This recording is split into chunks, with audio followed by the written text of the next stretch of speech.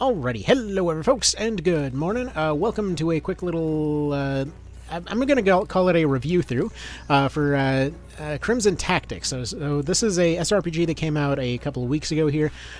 That's actually been in development for a little bit of a minute there, but they had a little bit of a kerfuffle when it came to their reviews upon launch due to the fact that the project got scaled down a little bit. So personally, like, ever since the incident happened, I was kind of the opinion that while there were, wrinkles to be ironed out with the project, it all was a little bit much for what had happened. It didn't seem like there was necessarily malicious intent there. But the question that I wanted to kind of ask and answer here is whether or not the game itself is good, regardless of whatever went on in the background there. So I just wanted to go over the kind of features of what this thing does, how they handled certain things, what I liked, what I disliked, all of that kind of thing.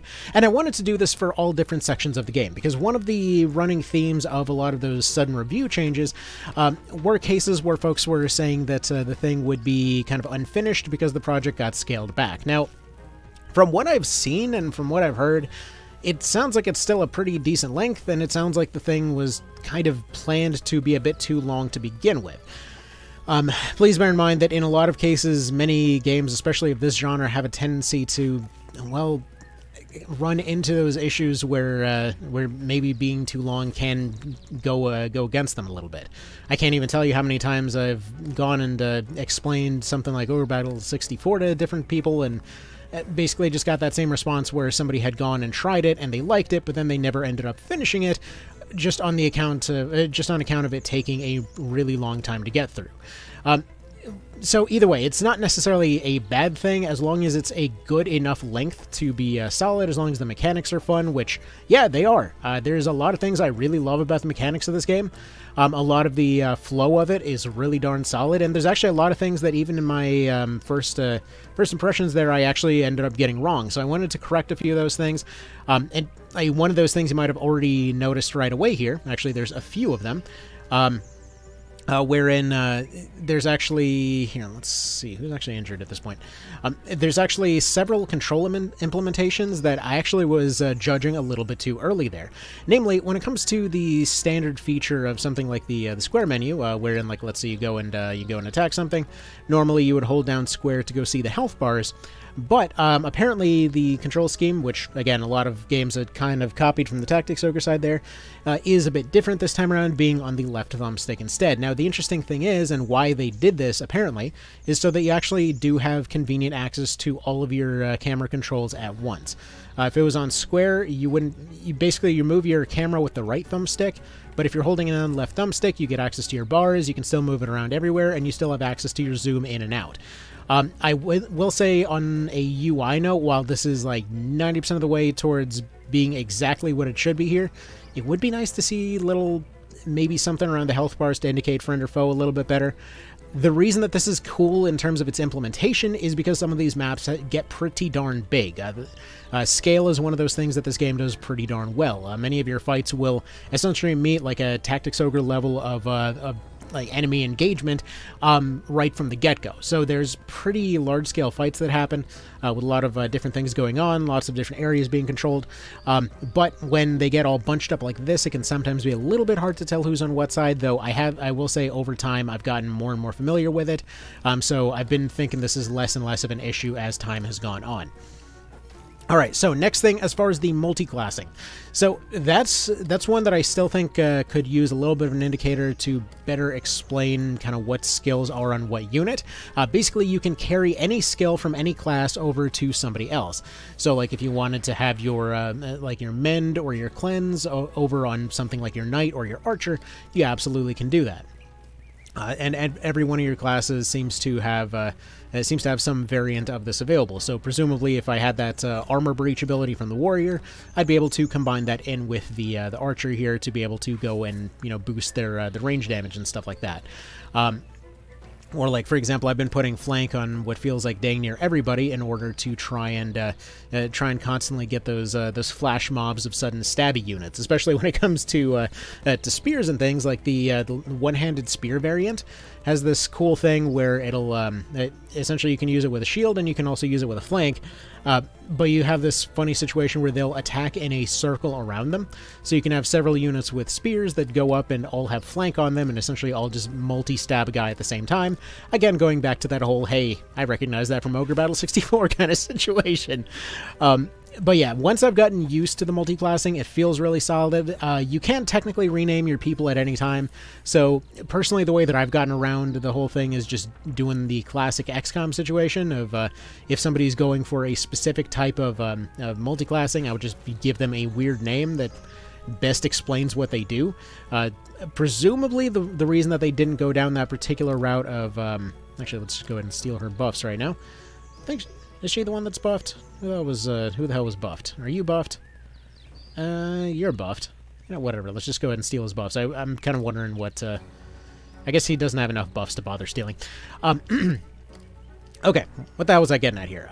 So yeah, presumably because of the vast amount of multi-classing you can do, that's why you don't necessarily see too much in terms of a UI thing. But again, I don't know for sure. Though I will say... Oh, he's a duelist. That's why he's got the 2 pistols thing. I was going to say his icon changed. As far as recruits and things go, the ability has felt very strong in terms of getting people recruited. I love that it's only your kind of commander characters that can do it. So that feels pretty solid. I've personally always been a fan of that particular trope, despite the fact that, you know, one of my most classic experiences was Knight of Lotus, and technically that was one of the few where everybody could recruit, but it always felt like something that should be limited to the leader and just made strong, so I always appreciate that kind of stuff. Let's see, as far as overall game balance, I haven't really felt like I've needed to grind anywhere up to this point. This is like, I would say this is somewhere like 5 to 6 hours-ish into the campaign.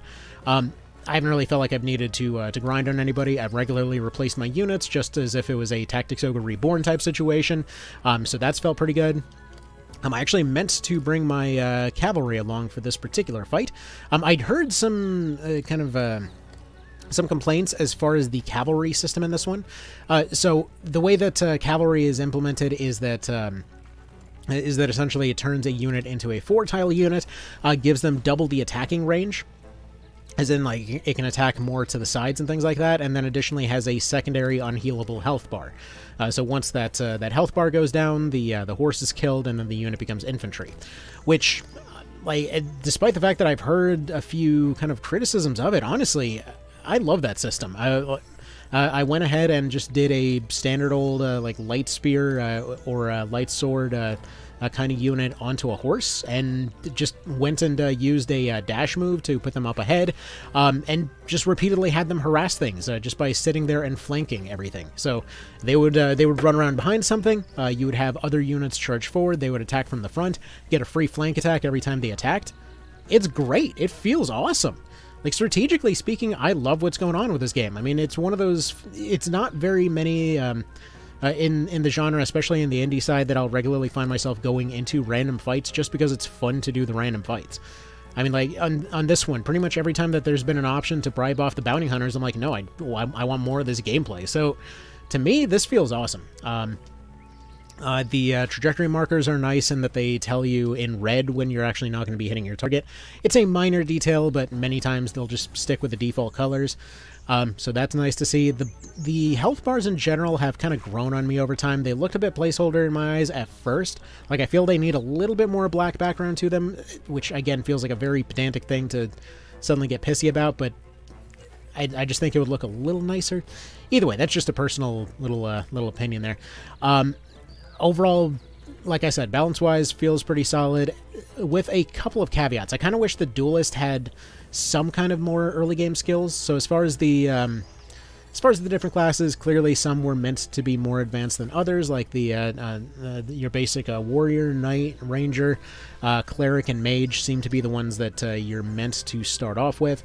And then something like the Duelist or rogue comes a bit later, which a lot of their skills have a higher level requirement. Again, not necessarily a bad thing in and of itself. It's just one of those things where it feels a little weird that if you do get access to an early game duelist or whatever, which I was able to through the random fights. They don't really do very much up until they get more skills. They're just unit that can use spear.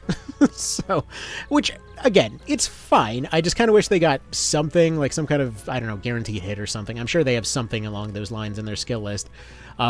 But it's interesting because a lot of the different weapon options actually are meant seemingly for that class.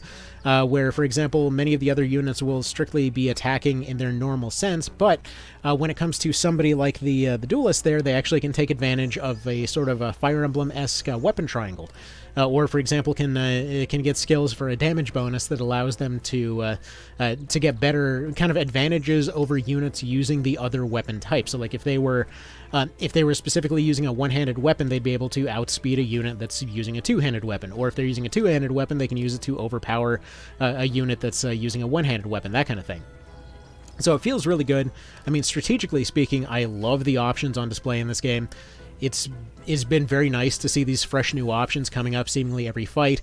You have stuff like your FFT Geomancies that are pretty much available right from the start, making a lot of those casters feel like a pretty massive threat once they start acting.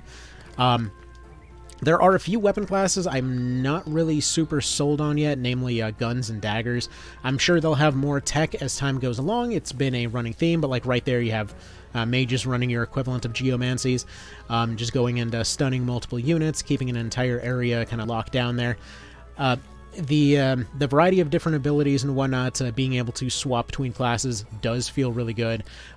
There's been a joke for a while in the Tactics Ogre side of things that it would be nice if you could just pick up your cards and use them sometime later. That is 100% a mechanic here, where anytime you leave any cards around or pick them up, you actually will use them outside of the field, so you don't necessarily have to drag your one unit all the way over there to pick them up. They work functionally like Charms and Reborn would. Let's see. In general, the weapon ranges are something that you get used to fairly quick, but it still would be nice if there was some indicator somewhere on the UI that essentially said what kind of weapon somebody was carrying. So, you know, that's, again, a minor gripe. I know I heard from several folks that were playing through this earlier than I was, basically saying that, look, you just kind of get used to it over time. You start understanding your people, especially once you start cross-classing. It just kind of becomes intuitive. And yeah, 100% I agree on that 100% of the way. I know I said 100% of the time too much, but it is what it is. It's a little bit odd that we don't have any access to accessories just yet. However, I have noticed that several of these recruits come with them. That's, again, not really necessarily an indicator of anything. It's just kind of a random observation here. It has felt nice to see trees actually playing a part in terms of the visuals of a lot of these situations. These line-of-sight situations. Like, archers absolutely suffer in forests, which do come up fairly regularly. In terms of the overall, like, backgrounds and foliage and stuff like that, I love it. It's great to see stuff moving around all the time. It feels really, really legit there.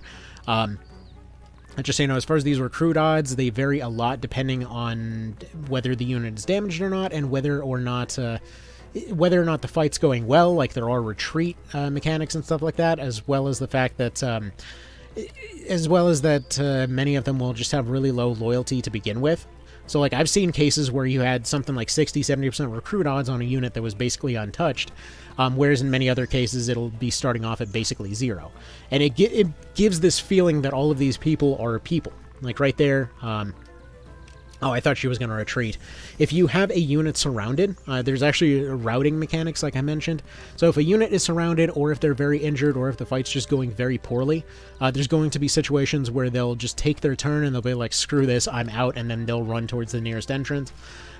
Basically, maps will have set entrances and exits that units will attempt to reach at sometimes. Which I will say that is both a strength and a weakness of the system. So most of the time, it's a massive strength. However, there are some cases where it's a bit of a downside. Specifically, there's scripted boss encounters that will essentially cause the boss to suddenly take 0 damage. See, like, there you go. Like, that lady just had her morale broken, so she's just going to go ahead and run away. And that stuff you love to see. I absolutely adore those kinds of mechanics whenever they come up. I love being able to go into these games and essentially just win by controlling the fight, not necessarily by killing everything. That you do have the option to do your pacifist run, as it were. I mean, I'd imagine doing a pacifist run of this game might actually legit be possible, considering that when it comes to the bosses and such, I don't think any of the bosses so far have actually technically died within the fight as much as had a kind of ending cutscene afterwards. That might have been an intentional design decision. I don't know. So either way, that feels good. Actually, one more thing, just to give you an idea of the attention that was paid to little details here.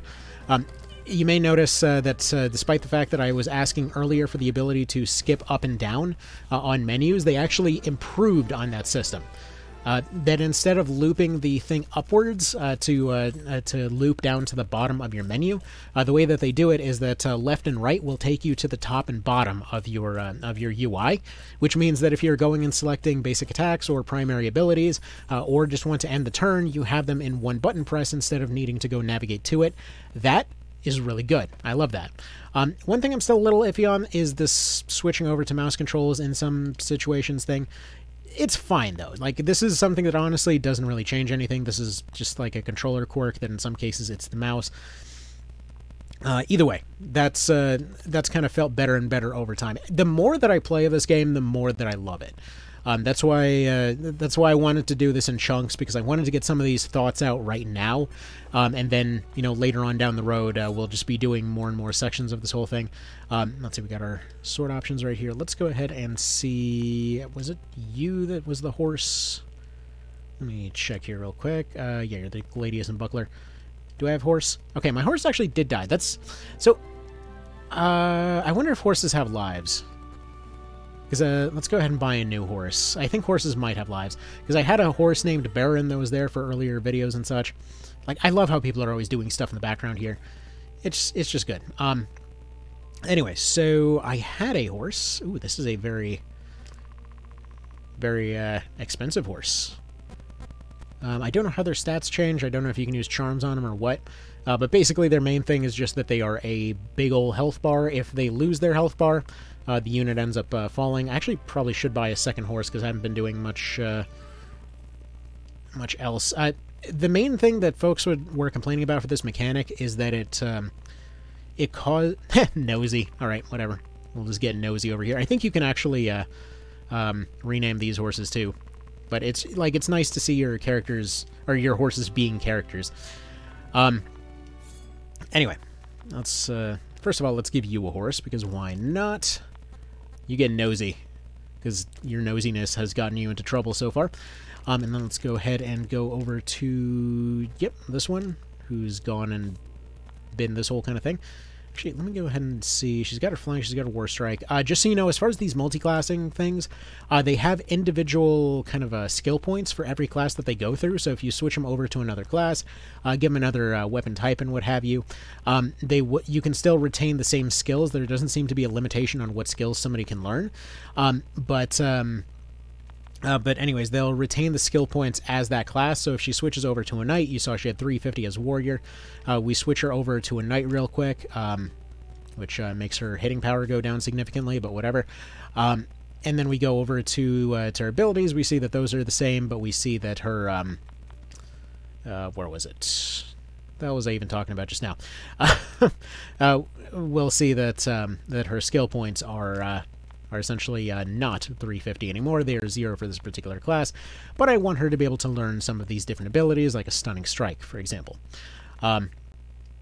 Anyway, let's see. Do we have a horse for you? Because she's the one that was on horse duty before.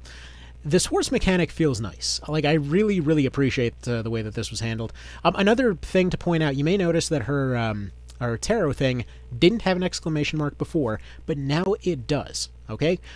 I couldn't help but notice that as you're going through, if you try to min-max somebody, like you'll notice he doesn't have a thing for tarot cards, because I've been using every single tarot card on him, just because it's funny.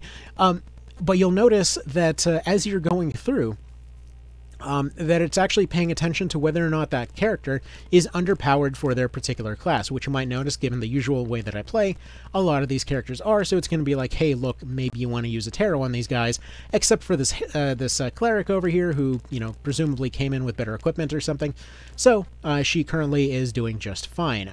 Actually, no, she didn't come with any of that. Maybe she had some extra stat bonuses on account of being a random hire. Who knows?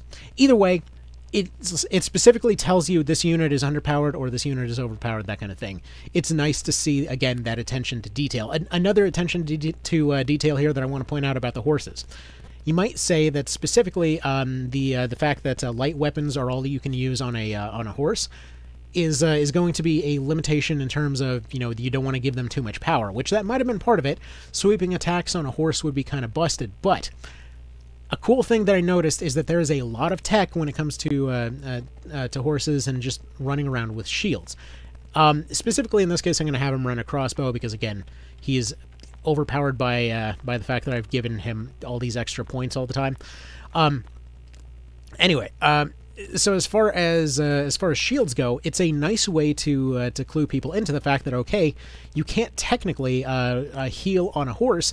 You can't heal their balance meter. But what you can do, and by the way, again, your horse does not get directly injured, it's their balance. Once their posture is broken, the horse is injured and taken out of the fight. Actually, let's go ahead and look at those real quick. So yeah, they have their own number of lives. They get taken out if their bar goes low, and they will die if they run out of lives, obviously.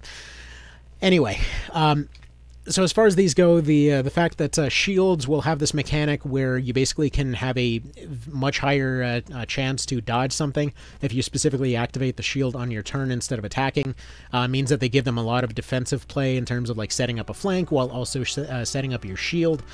It's good. It's really good. I love that kind of stuff. I believe we're about to be extorted again. You know, let's just go ahead and do another one just because it's fun. Whatever. These guys get shanked. Let's go ahead and skip the cutscene for now, though. Conflict arises, and because there's more stuff that I want to talk about while this fight's going on. And I want to show off the horses. And we'll show off more cutscene type stuff in the next one. Alright, so let's see. We're 12 over at the moment. Let's go ahead and take you out, and let's take... Where's Mr. Plot Archer? Let's get you out. Alright. It's been nice to see that your plot characters have a tendency to show up in cutscenes. So that's nice to see. I don't know how that's going to continue with other future characters, but either way, it's just good to see.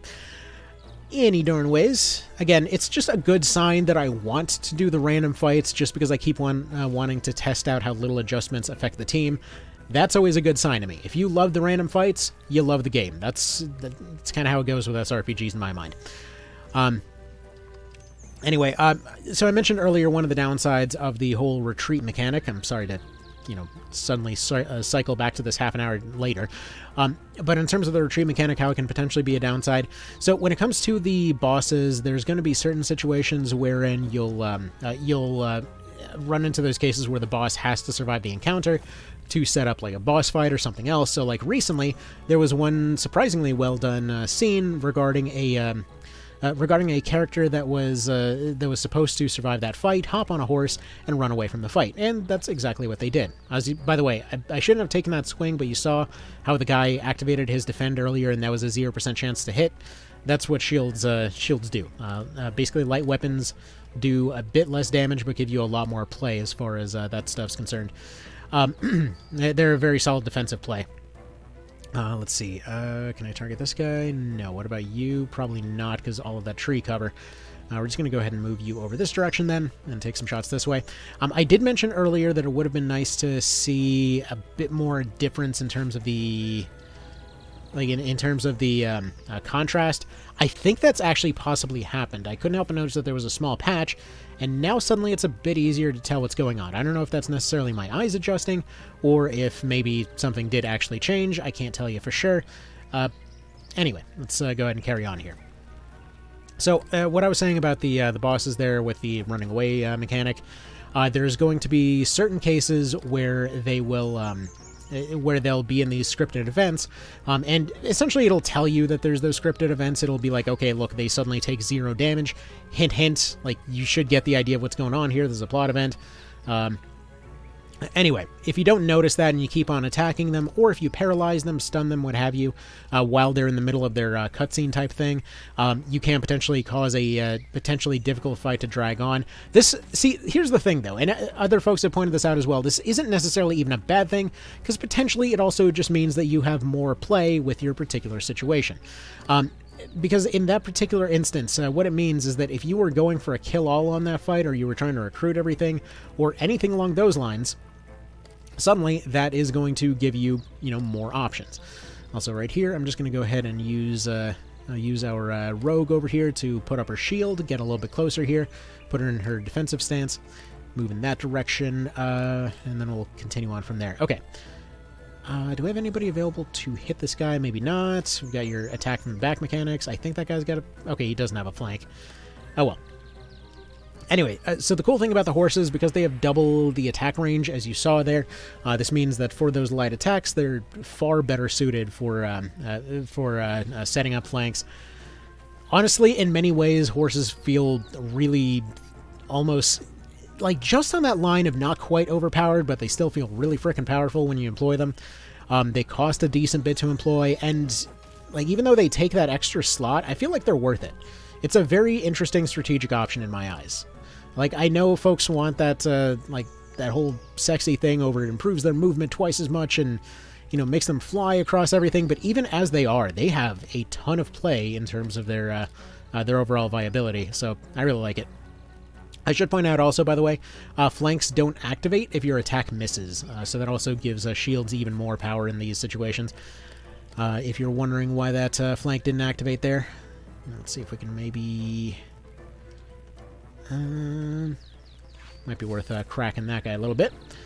Put you this way a little bit. Let's see, go ahead and use our diagonal attack on the spear to attack this guy. Hopefully attack from the back. Yeah, that'll finish him off. Ended up landing the crit there. We had a backup flank just in case, if we needed it. That guy's going to be a problem with his defend. Like, defend feels like what Tactics Ogre PSP was going for with the Phalanx ability, but executed in a more straightforward manner. But anyway, let's see if we can make use of the flank here. There we go. See what I mean? It's nice. It just feels nice. So... battle mechanics feel wonderful for this one. As far as the cutscenes go, honestly, while I will say the old-timey, English and whatnot is not necessarily my cup of tea, in all fairness, I will say I still actually enjoy it more than Triangle's writing by a pretty wide margin, because at least stuff is being considered. Sure, has there been a betrayal so far that you could have seen from a mile away? Absolutely. Alrighty, had a little bit of a recording glitch there. I apologize. Also, I have the mouse on a different window, so everything is going all over the place right now. There we go. Okay, so what I was trying to say about the writing. So when I say that I still enjoy this one's writing more than Triangle, this isn't really necessarily to pan Triangle as much. I mean, there still was betrayals that, you could have seen coming from a mile away and all that. But in terms of understanding how to write emotionally, man, oh man, did I enjoy what's going on here so far more than, whatever you call Triangle's writing style there. Like, people are at least trying their best to live up to what they are. It feels like when there's an emotional response, it isn't, I am sad, Bowhead. Like, you actually... the fact that they took a moment where, for example, they had one of the leader factions who had a betrayal of a personal friend there, and the fact that they took a moment to basically have an off-screen scene without any words where you could tell that they were like quietly crying behind their back over a betrayal of a longtime friend, and then immediately switched to kind of pretending to be stronger as soon as other folks were in the room. That's a great character moment right there. I mean, it seems like there's been a lot of emphasis on strong character moments in the background here with the way the characters were acting. And I love to see that kind of stuff. Like, I love to see those moments where, it's the little subtleties that matter. So, either way. And yeah, we did take that one attack there to break down the guy's shield. But either way. So yeah, as far as the writing setup and all of that, I've been liking it. I don't know yet whether the full story ends in a satisfying way. I've kind of heard both ways on that particular one. Some seemed to like it, some didn't. Again, I want to judge that on my own. I just wanted to do this kind of like 3-part thing of just sort of a mechanics appreciate through, as it were. We're just going to be kind of going through and seeing how they see how they handle all kinds of different things from start to finish to get a better sense of what's going on here. But like, my impressions for what I'm gonna assume is the first third here are incredibly strong for this one.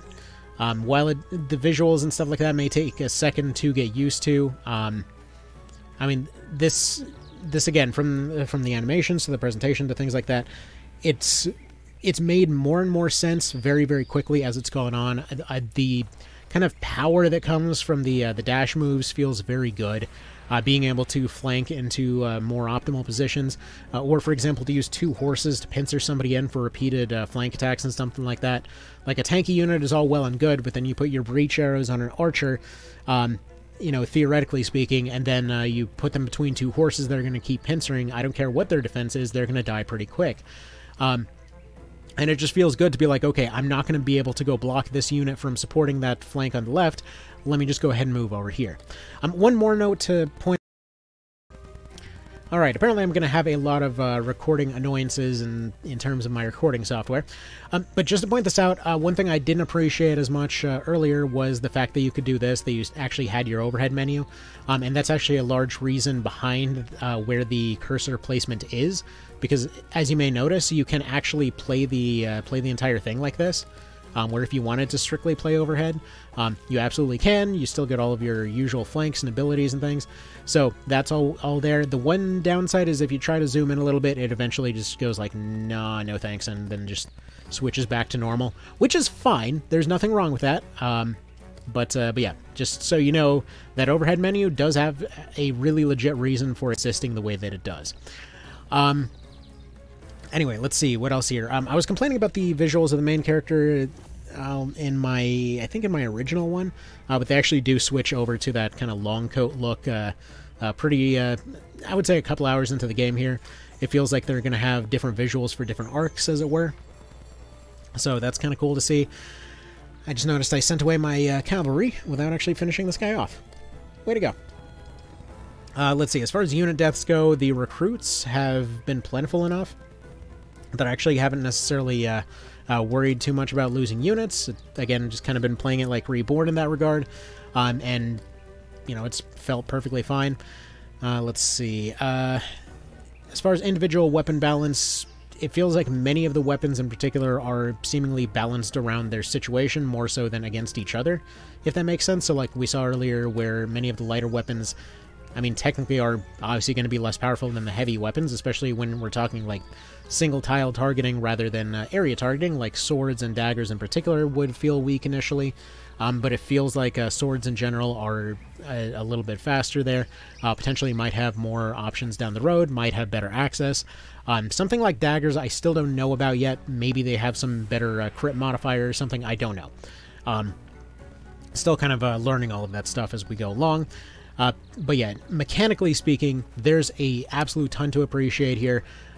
In terms of again, the only real negative that came about for this game was simply due to that kind of weird PR move early on, which, I mean, again, as far as I'm concerned, if the game's good, other stuff is very forgivable. I feel like maybe a lot of that was kind of inflated a little bit in terms of well, in terms of how mad folks got, but there's been a lot of situations where there have been indie companies that pulled rug pulls and whatever. So I get where it's coming from. It just still feels like maybe it was a bit much there, you know? Because all in all, as long as this has a satisfying ending, I mean, right now, to give you an idea, they were saying that it's roughly like 30-40 hours in length as far as the game goes. This is pretty normal to above normal. For the genre there, depending on which one we're talking about. I mean, one of my favorite ones in this genre, full stop, is still Knight of Lotus, and you can easily you could still consider the storyline for that pretty darn freaking short. Whereas Whereas, for example, right here, if we're talking about a situation where, you know, it is that 30, 40 hours in length, that's perfectly fine. Even if it was originally supposed to be hundreds, that's, I mean, we're hand in the, you know, bird in the hand kind of a situation there.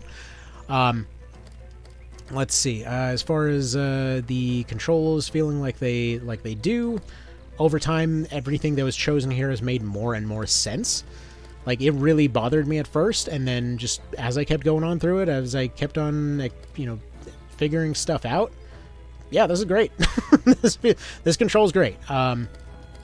You will have the occasional little quirk here, like you'll have those moments where it'll seem like you're going off or like wandering with your controls or whatever. Most of the time, that's due to the mouse being on the side of the screen, and I'm assuming a lot of that is actually just going to be the fact that it's on the Steam Deck, which means it's going to have everything active at all times. So that could be a large feature of why that's there. Let's see, as far as defensive structures in maps, it's good to see those actually getting some use. Those don't always get used, or sometimes they'll just have like some one-off gimmick mechanic associated with them. So it's good to see that they're actually seeing some use here. Apparently I just swung at nothing there. Let's see, as far as the music track thing, I was mentioning that there was a like music layering issue. It might actually have just been really unlucky as far as finding that one, because as far as I can tell, it has not happened anywhere else, and might well have been a one-off mechanic, or not one-off mechanic, but it may have been a one-off issue in that specific map in that one specific scenario, because again, I have not seen it come up anywhere else ever since.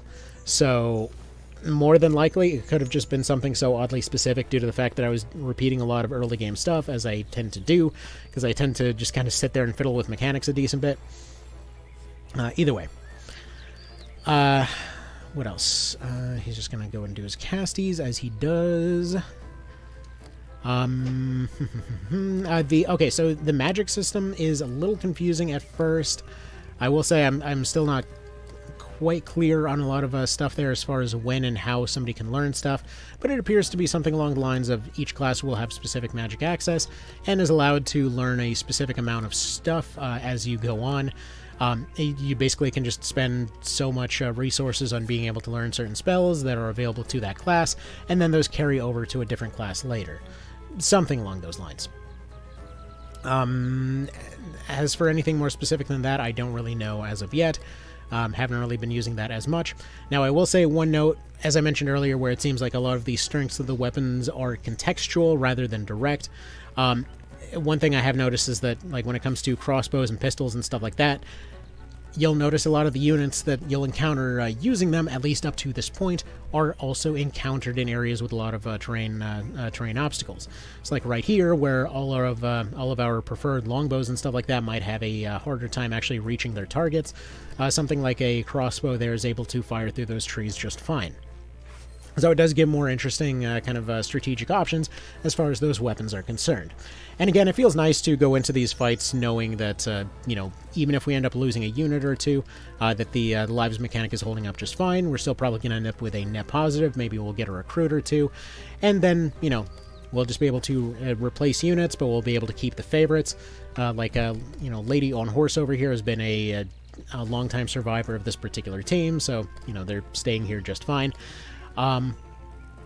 Let's see. The music isn't anything necessarily to write home about, though I will say it's fine. It does its job well enough. It's pleasant to listen to. Occasionally I'll find it stuck in my head off in the background. I'm actually a little bit surprised morale hasn't broken for this team yet. There's that quick draw fire back ability. Though I will say, again, it's one of those things where throughout the genre, there have been so many strong players music-wise on the official side of things that the indie side of things is always going to have a little bit of you know, trouble keeping even remotely up in that regard. So I'm not really necessarily shocked that you know, the music is fine, but not necessarily mind-blowing. because again, you got like legends of the industry that are going to be playing a part in most of the genre otherwise. So how is that exactly going to be a fair comparison, you know? There are, by the way, certain quirks I've noticed, like you may notice right over there that they're selecting a unit. I think that might be where the mouse is positioned, like the mouse is hidden when you start doing controller stuff. You'll occasionally notice that a unit is glowing. I think that's just because the thing is quietly hidden in the background. I don't know for sure, though. Anyway, let's see. Some of the debuffs technically are a bit on the confusingly named side. Like Inner Flame, I would expect to be a attack bonus, not an agility bonus. But again, that's just a personal little thing. It doesn't necessarily mean anything. By the way, this dude, again, basically undamaged. But the fact that he's been continuously harassed, the fact that his team is dead, he just decides to up and leave. I love that. That is exactly how morale mechanics should work.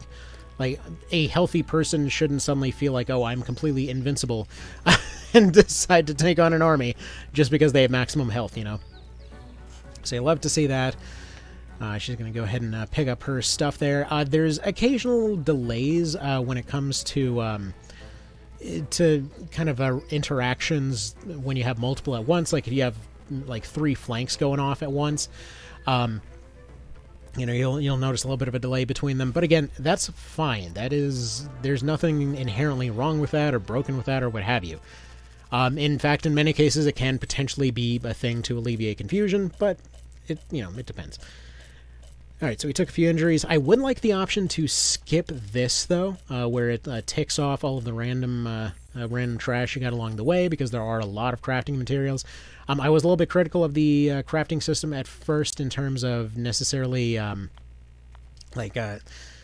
fact that you could just go and buy stuff for cheaper than it would be to make them, but it does feel like you get resources so often that you'll oftentimes just be making things just out of the random trash you got along the way, which, again, I love for a crafting system. It gives it more of a purpose.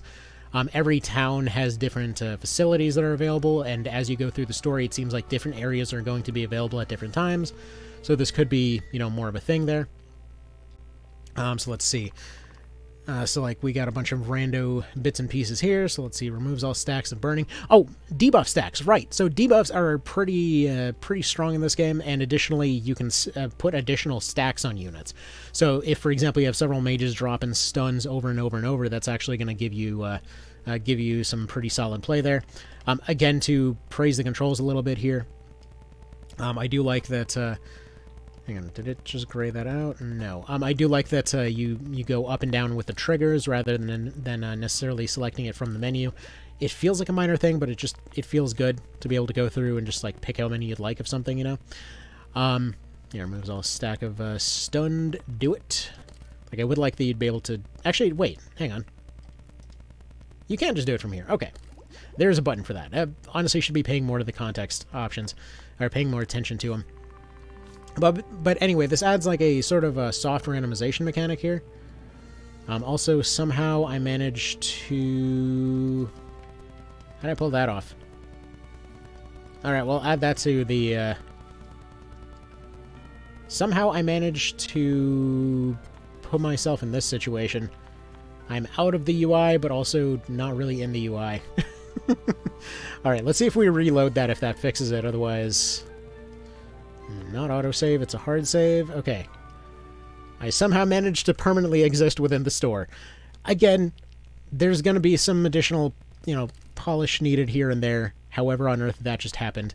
I mean, that's the first time I saw that particular one occur, but for what it's worth, I have seen the devs regularly replying to all this stuff. They seem to be staying on point in terms of responding to people and all of that kind of stuff. I would like to maybe see a bit more indication over what armors are necessarily better or worse, but oh well. Again, usually it's the like right now we're still in the phase where go down is better equipment kind of a situation. But let's see, can we make at least one of these?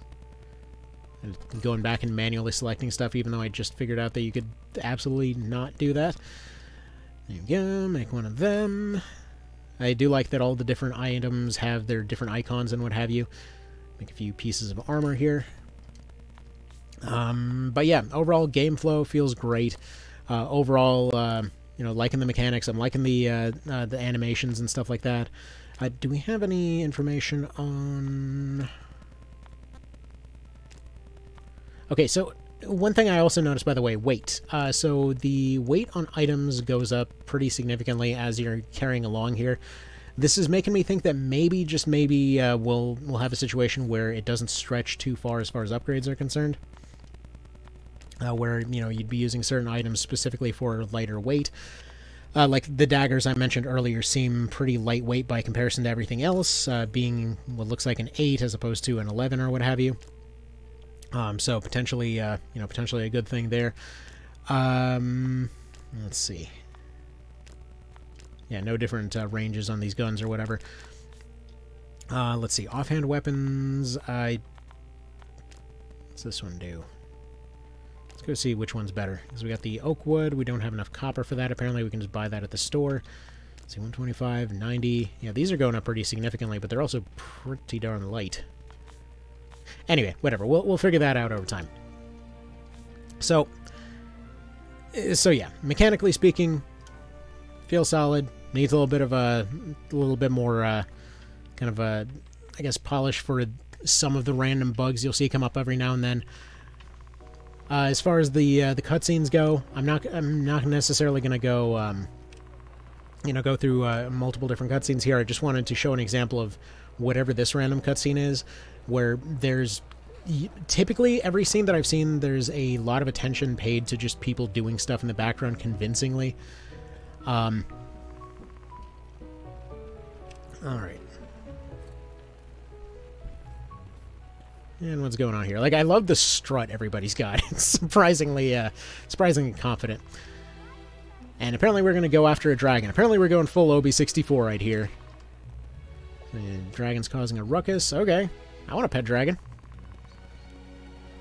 Oh, yeah. So apparently... Wait. Board? Is there a job board? Alright, fair enough. Fair enough. I guess I was about to say we can go check the guild to see if that's true about the guild being empty, but you can't get into the guild before triggering this cutscene. I see what you did there. Alright. Let's see. Alright, so they all left to go fight a dragon. Gotta have that little extra wrinkle there. I will point out also, as far as the intro, while a lot of the fighting in the intro is... it did drag on a little bit. I did love a lot of things about it, like the fact that you saw a lot of debuffs in use during the intro's original fight there, that it taught you how the armor system worked, how it taught you how the how your shield... Well, I say armor system, I mean like the shield system. So, to see how all that works. As far as teaching you mounts, it felt like it was maybe a little bit early, because you didn't get mounts until like an hour after that. But still, it was cool to see that there. Not really a huge fan of the king's design, but overall, as far as the mechanics and setup of that fight, and also wasn't exactly necessarily a huge fan of the way that they had the Duke come in all overpowered. But again, it is what it is. But in general, it was a solid intro to all that stuff. It did bring to mind that whole lack of knowledge over what party members are using what weapons. He did bring that up very instantly. Like, they already have the icons for what kind of weapons everybody's using, and if you're wondering, these icons over here in front of them are the class icon. Honestly, personally speaking, I would prefer the weapon icon there rather than the class icon, because I can already tell what class they are. Like, that's the rogue, that's the ranger, that's the knight. Those are the warriors there. I get that as a general idea, but it would be good to know, the weapon. Their primary weapon is a big frickin' deal. Again, even if this was a customizable toggle, it would really go a long way. If that was the case. Again, this was also the case in something like Xenonauts 1 and 2, where technically the weapon that they carried was a massive deal over who they were, but the default was that they used whatever class icon they had, but you had the option to go give them custom icons in that slot in order to say, like, okay, this is my heavy gunner, this over here is my sniper, I've got my 2 marksmen over here, and I got my pistol and shield guy over there. Basically, while you did have a visual indicator over what everybody was carrying, you had the option to select that in the UI. I mean, really, at this point, you know, a good ways into the beginning of the game here, that's the only, like, true complaint that I have, mechanically speaking, because everything else just feels like it flows really darn well. I'm liking this, the skill system more and more with every, you know, every new sit-down. At first, I was kind of wondering why you just got all of your skills in a straight line, and why there was even a point in a skill point system, when, you know, you always had enough points to unlock the next thing. But again, you know, in this case, you would need, you know, 2 or 3 fights as this other class to get some of these other skills, and then you switch them over to another class, and then again, you know, a couple fights as that class, they can get the skills that you want, and then you put them back to whatever you originally wanted to have them doing, you know. Then you just kind of kept slotting these in as you went along. So that feels very nice and freeform. I'd like it more and more as I've been going on there. The live system feels good. It feels like time to kill on units feels just brutal enough to be threatening, to the point that you want to have extra units around just to make up for casualties, but at the same time, it feels like you can confidently run your units in and do big maneuvers using the dash mechanic. So I like that. I like that the horses kind of give you a, you know, a big temporary defense boost that potentially can also be lost. So yeah, overall, I'm very happy with it for the first few hours here. Actually, if we go to the save, how many hours is this into this whole thing? Looks like, oh, we're actually like up to 9.5 hours at this point. Okay. Which, granted, I've been doing a lot of meandering and team building and testing out little random maps and what have you, because I just love doing that in these games. But yeah, I mean, if this continues, even like, considering that there's an achievement for getting at least up to 30, and right now, you know, we're at about roughly the 12 to 15 range. If this again continues on in a similar fashion, continues expanding out in a similar fashion, the 30 to 40 hour mark feels very believable to me. And if, you know, again, if it's continuing to explore in this trajectory, then yeah, that's a lot of fun. You know, that's a pretty solid value overall. And again, I've just been having a blast with this one. I mean, if like, I will put it this way. I mentioned earlier that I preferred the writing in this one over something like Triangle. What's going on here? Yeah, they occasionally overdo it with the dramatic hammer shake, but like that particular effect. But apparently they're all off to go find this dragon here. This is just some side quest thing, by the way. This is for some extra recruit that they mentioned in one of the cutscenes. Alright. Wonder if they actually give you the option to leave. I guess not, because he's saying that he believes it. Oh, and they're passing along notes quietly in the background. See, a lot of the cutscenes have that, where there's little personalized moments where you know, there's more stuff going on there. Alright.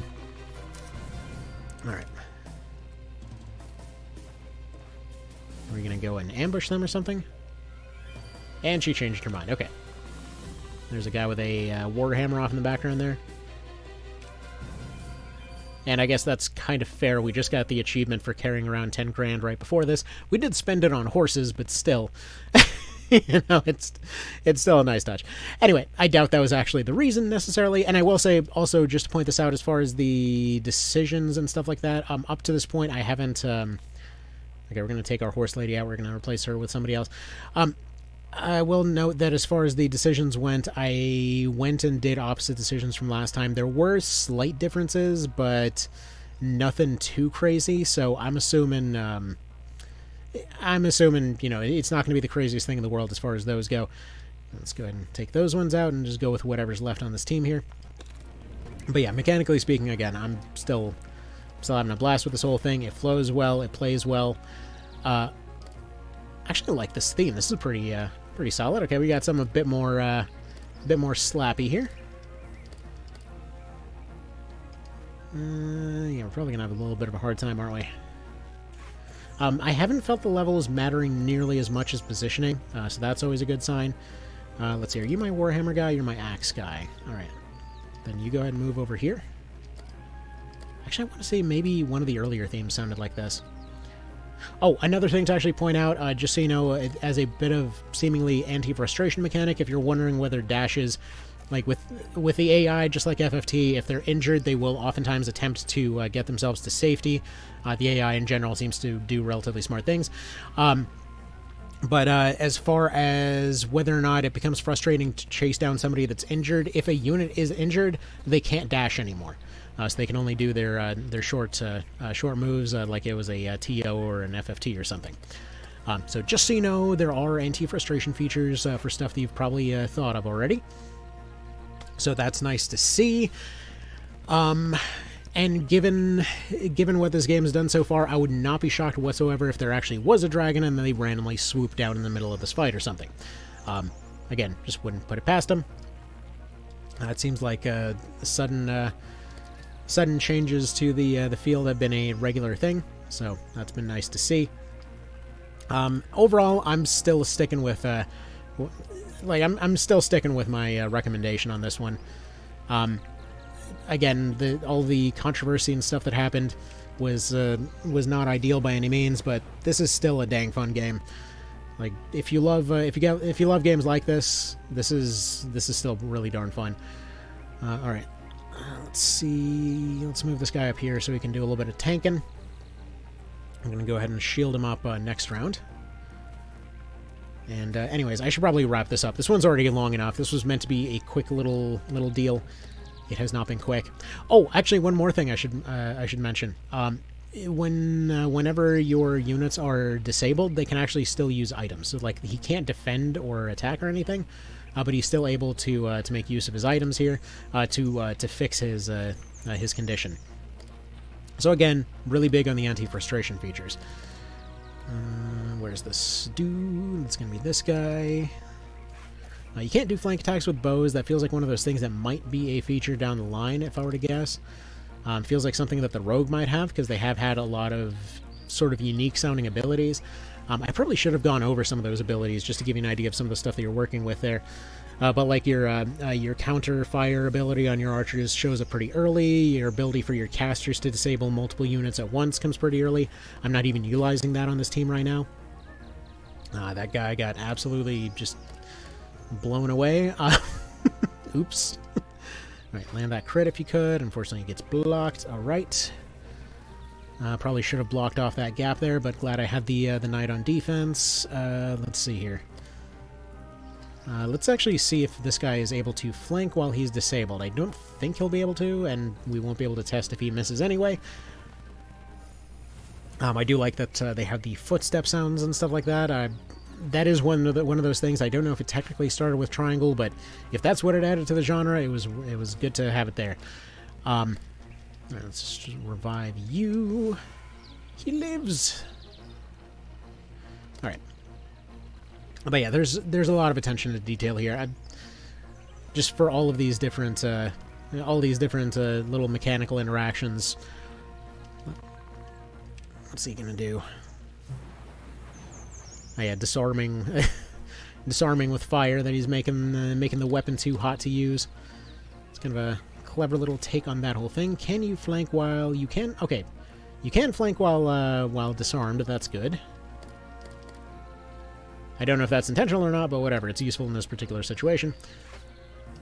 This guy's just going to keep on blocking, unfortunately. It is a shot from the front. I think there was an ability to cause attacks to be as if they were from behind, but we don't have that right now. Alright. Just move you in this direction. I do love how they handled the archers, too. So it's a very stubborn way that they handled it, is how I would describe it, where the archers will still fire within their range, even if you have a question about it. Like, oh, technically there is a pretty vast elevation difference, but hey, if they can still make that angle happen, they'll make it happen. What's a good spot for you? I feel like this guy needs to be going back and supporting back here, but I think the archers are just going to have to handle this guy on their own. Now, he's got a lot of health. Okay, whatever. We're going to send one back to help handle it. The other two up front are going to have to try to close off that bridge. And one of those reasons that I think that the horses are really dang strong is because you basically can hold off a bridge with just one unit there. It can be a pretty big difference to have a unit that's that thick, But I've had multiple cases where maps felt like they were pretty darn difficult until some good positioning got involved, like right here, where we should be able to hopefully cause them to push back, hopefully block off that area, hopefully do some defensive play with our tardy sauce up there in the front. Can't really do anything about that guy just yet. We'll get to him in a little bit. Oh, and apparently she can actually fire back versus archers, or versus casters. That's pretty cool, actually. All right, can you recruit this one? Let's see. It is sometimes weird to attempt to do stuff on a horse. So he's disabled, isn't he? Alright, well, he won't be able to do anything yet. Apparently he can't recruit while disabled either. Actually, I just noticed he's disabled, the other guy isn't. That's what's going on here, isn't it? Alright. Let's just go ahead and revive this guy then, get her into a safer position. See about getting some men's over on our other people there. I forgot to restock on items before this fight. Actually, we should be able to lock this guy down entirely by just breaking his foot. You've got anti-mage options on your archers. You've got anti-melee options on your archers. Feels like you've got a lot of stuff going for you. Alright. Let's see. Abilities, bash. Apparently we can still ram this guy. Or girl. There we go. Move you over here. Start moving into this section a little bit. Let's see. War strike on you. Probably... Oh, that's going to do next to nothing. This guy is very well defended. I think he turned on his defense ability at some point. There are defensive abilities that you can turn on. Let's see. They're getting ruined pretty good. And as much as these guys need support, this one needs more support. See if we can get him patched up so that we can get the horse into a defensive position, because we can basically have 4, potentially 5 of their units backed up behind shields if we hold that bridge. See, and that's what I mean. Like, a lot of these strategic options just feel really legit, and also I really appreciate the fact that there's stuff under the water over there. Just feels good, you know. There was a lot of attention paid to those things. Yeah, they're just gonna keep moving those units around. If we can break this guy's legs... Actually, I guess we can't really do very much with him right now. Let's see, can you hit this... Can you hit this one somehow? You somehow can. Alright, do it. Let's get a little bit more damage moving in that direction. Like, this map is making me think of Dorder in many ways. You know, doesn't that remind you of that a little bit? Really should get some of these suppression casters on my team, too. Though they're doing a pretty good job of getting themselves killed, so that's always nice. Please break his foot. I think it does tell you the odds of landing a debuff, so it looks like 50% here. And he does get rooted, so that's good. He's stunned. Let's see, can you delete this man? Do that. Alright. So now we keep this guy locked down with a root. We have our...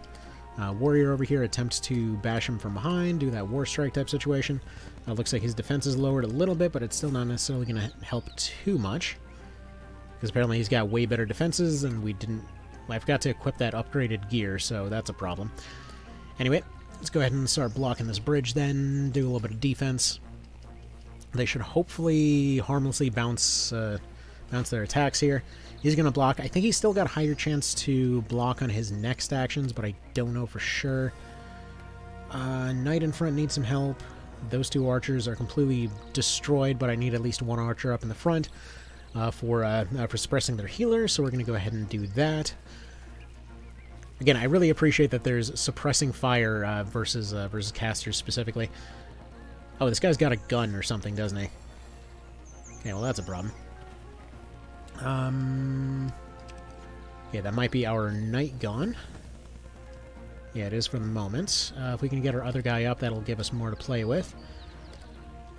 Let's see, I don't think we necessarily want to go for the headshot here, but if we go for the punch, he'd be... I mean, he's in danger anyway. So might as well go for the punch here. Gonna do basically no damage, but this guy's gonna be able to attack from the back, giving a little bit more of a flank. Okay, didn't see that coming. Probably should have. What we want is to probably weaponize some recruit here, I think. So you just go ahead and go for the headshot here. Attempt to land a crit. I love how this was meant to be a small thing, and now it's just turning into pretty much a Let's Play. Because I just want to keep on playing it. Okay. Attempt to go for the crit in order to turn that around into a recruit. You start cycling around this direction. I don't know why I said cycling instead of circling there, but whatever. Right. Bunk. This is very, very tanky for some reason. Yeah, that archer is friggin' deadly. Okay. Quick question. What is the deal with this dude? He's got a, I mean, he's just regular armor. He's got a berserk guard, whatever that means. Okay, and he actually is using cross-class skills already. So tactical advantage is going to be that one that duelists were carrying. So generates a higher amount of TP. Brothers in Arms gets strength for every ally in its vicinity. Flanking measures, the unit receives the same bonus of damage when attacked from the front, sides, or back. Oh, that's why he's not getting that extra damage there. He gets a flank, he gets a breach armor, he gets his war strike. Either way, the dude's doing stuff. And just to show this here, yeah, you can't heal the unit because it's their balance that's affected, not their health. So that's what's going on there. We're gonna leave the caster as a tempting target here. Hopefully somebody goes after them. That horse is definitely taking an injury. I'm not sure if there's much that we'll be able to do to avoid that.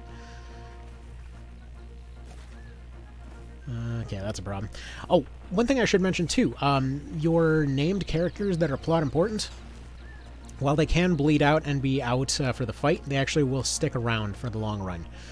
So like even if Archer guy over there ends up getting himself taken out, he'll actually just lay on the ground instead of anything else. So we don't have to worry about him getting perma-killed there. Let's see, revive. How many do we have left? We only have one revive left, so I'm not going to use it on this guy. Instead, you are going to attempt to breach... Alright, you're the fighter guy.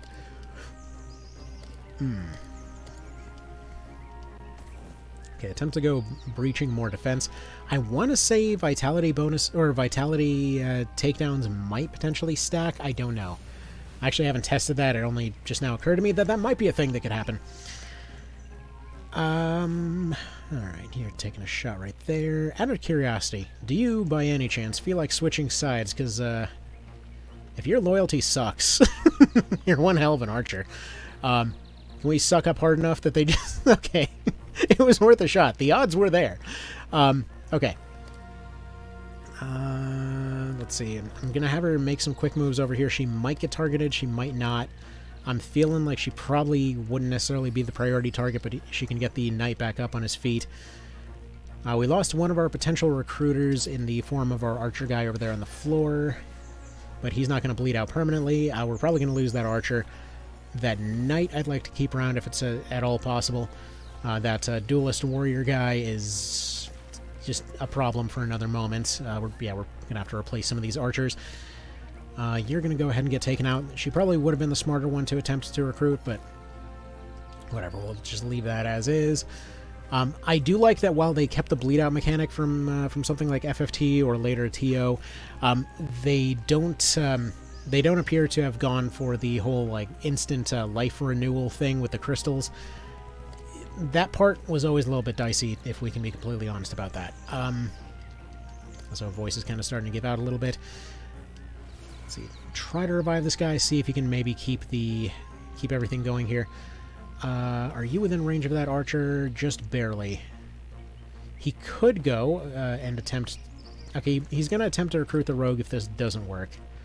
Come on, 14%. You know you want to happen. Like, it's just worth it considering how hard they're hitting everybody. Is he dead? No, he barely survives that. Barely. Because, yeah, pretty much all of your decisions as far as whether or not you're winning the fight or not are going to come down to both prep and how you're doing in the field, not like your timing got screwed up, so you managed to to find yourself in a position where you got screwed over by that one guy suddenly bleeding out and their crystal reviving the boss to full. All right, let's see. Remove stacks of that. Remove stack of stun. Removes 100 MP or restores 100 MP. Not really much to do there. He's just gonna have to, I guess, shield tank for the moment. See what he can potentially accomplish. I think I might have scuffed this up by my choice of units that I chose to bring along here. In this particular case, oh well, I guess you can't shield magic. All right, there actually is a separate magic shield thing, just so you know, that if you're using a magic book in your offhand, you can actually do a magic shield. Alright, well, it would have been very dramatic and impressive if this archer decided to join. It basically would be a shoo-in if she did, but I think it's fair to say that this attempt is a little bit scuffed right now. So we might as well accept that and just go ahead and wrap it up right here. So yeah, overall, I feel like there's been a lot of attention paid to a lot of details in this game. I feel like it's really darn fun to play. As far as, again, how far I am into it, I plan to do more of these as it goes on to give more impressions on how it wraps things up, how the progression continues on through it. But if it's anywhere near as good as the beginning has been, I think it's easily still recommended all the way through. Anyway, we'll give recruiting one more shot here to see if the God Archer can go ahead and save us. That'd be really hilarious if they did. Come on, you know it would be a cool moment. Just do it. Just do it. Because the funny part is, if she joins, you could basically pull a triangle strategy here of having her hide on top of that roof, and I could send the leader guy out to the front to just kind of evasion tank everybody. And even if he dies, you don't get a game over if your leader bleeds out. He just stays on the floor there, and he's out for the fight. So either way, that feels pretty cozy for going and, using one of your generics to potentially sweep the fight, while using your main character to, to go and do their thing off in the background. I'm just going to keep trying this to see if it maybe pans out, because it'd be hilarious if it did. Generally, I've found that if you're recruiting at least one unit per fight, stuff just tends to go in your favor a lot more. Actually, can we recruit the God Soldier over here? It probably would have helped if I, did my equipment before coming here. But oh well. Recruit feels like it's, a bit overpowered by design. I think we're probably screwed here on account of being surrounded. But hey, if this somehow decides to pan out, that'd be great. As you can tell, speed-wise, they improved a lot of stuff speed-wise since last time. So the game definitely flows a lot better. There's certain maps where it looks slightly goofy, since a lot of it is just due to just being fast-forwarded, essentially. This is the same way that, funnily enough, the mobile port for War of the Lions handled their whole thing with slowdown.